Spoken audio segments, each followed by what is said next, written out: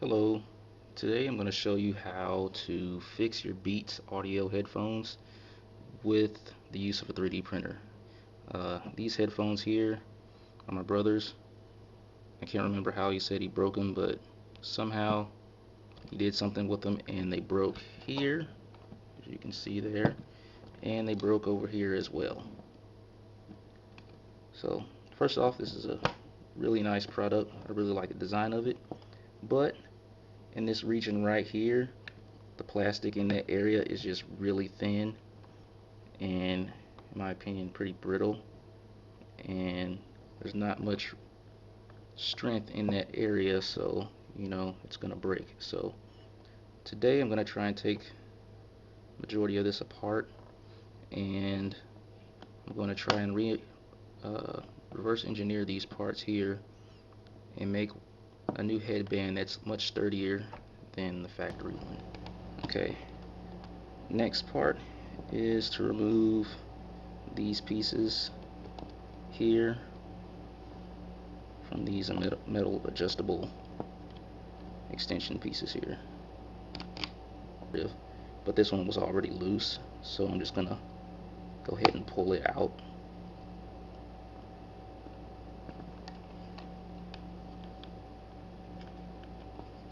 Hopefully I can clear that.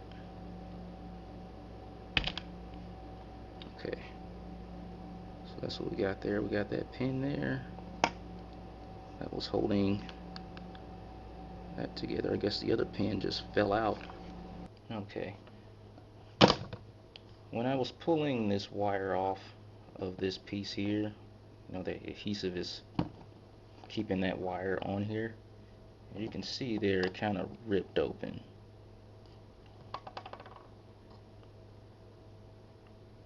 Yeah, you can see that there. So if that happens to you, go ahead and wrap it up with some electrical tape, and hopefully that keeps it from shorting out. And also, that pin I showed you earlier that was on this here, make sure you keep that. It's this little pin right here. Make sure you keep that. That one actually just slipped right out of here, and the other one fell out a long time ago, but I did see it when my brother handed me these, and I put them in the case, so I still have that pin. Okay, and just by looking at these, I don't think I can push them through. That's not gonna work. Just by looking at this, that's a solid chunk right there of metal, so there's no hole there for me to push it through. So I'm just gonna break it off. It's already broke, so if I can break it. Okay, now in the midst of doing all that, somehow that just fell out. So I guess if you work this enough, the pin will just fall out. The plastic's probably just slightly undersized, and they probably just heat this up or heat the pin up and they just stick it in there and it lasts. But and go ahead and slide it out on that side. There's that one there. Let me see. See it's really not even in there. Alright, now I'll use these as a template to go by and try and design a new piece that's a lot stronger than the original. Okay, after trial and error, you can see all these pieces I've created here. I finally found some dimensions that are going to work out. For design reasons, I have to make it look like this here, because when you're 3D printing something, you have to think, how is your printer going to print it? And in this case, for these pieces here, if I designed it like this, then I'll be printing out into dead space here. There's nothing there to support that. So I would have to create a support layer, or tell the printer to generate a support layer. And I've done that here on this piece. I've done another one and I was able to break it out, but this is like really in there. So I have to think of another way to print this and still have proper dimensions in order to fit this hinge over that extension piece. I created, I don't know how many of these I've done, but this one here, you see, I told the printer to create support layer just like the other one, but I can't really get all of that out. It's really in there. And same for that side there. And another reason why this is thicker here is because I'm not going to have that overhang like I showed you here. So if I print like that, then you're printing in pretty much on open air. I don't want to do that. So what I did was I angled this here, put a chamfer on that, and when it prints, it'll gradually, when it prints, it will gradually go up instead of having just a big overhang right here. And that won't look right if I did it that way. But trial and error, I did several of these pieces here to fit. See if I can fit them over my head. And a lot of these were too tight. This one I actually stretched out a lot. I heated up and stretched it, but I don't want to have to do that in the long run.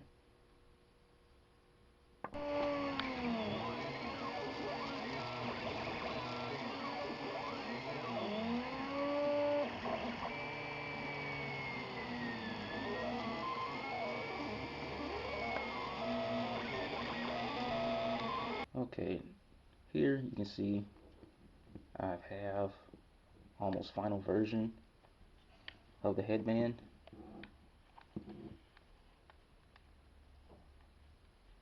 It opens up and have good width there.